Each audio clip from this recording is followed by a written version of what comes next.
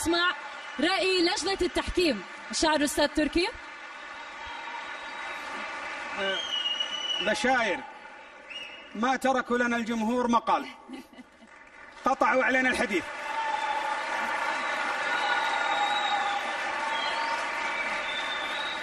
يا بشاير، القصيدة هذه مليئة بالجمال الشعري من أولها إلى آخرها، وكل موضع فيها يستدعي وقوف خاص.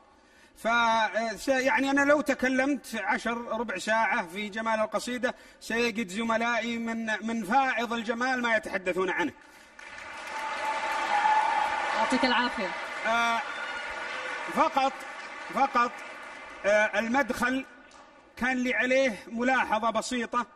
أنت في البيتين الأول تحدثت وياء المتكلم تتحدث بلسان الشاعرة، يعني اللغة أنت المتكلمة، الياء تعود عليك أنت. في البيت الثالث تحولت ياء المتكلم إلى نجد، وهذا يربك في المدخل أن أرض نجد وأرض المملكة العربية السعودية. هذا فقط المأخذ. أما الجمال والله إنه كله جمال الحقيقة، الشعر جميل. شكرا لك. الشاعر الأستاذ ناصر. صح لسانك يا بشاير. قصيدة بشاير محملة بالبشاير، قصيدة طربية مليئة بالسلطنة الشعرية اللي تمثل الشعر النسائي أروع تمثيل.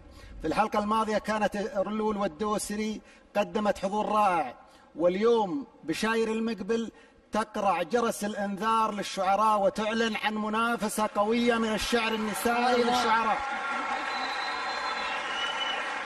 شكرا لك. يعني يكفيني من بشاير ذابح لعيوني السود ذود من الفتن. صح لسانك يا بشاير. شكرا لك. الشاعر الأستاذ محمد.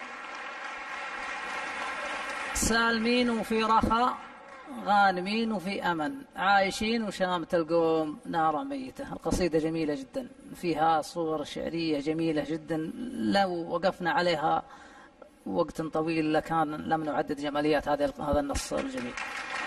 شكرا لكم. سمعنا رأي لجنة التحكيم، والآن ننتظر منها أن تضع درجاتها لتقييم بشاير. يعطيك العافية بشاير، ونذكر بأن رقم التصويت لبشاير هو 17. شكرا لك.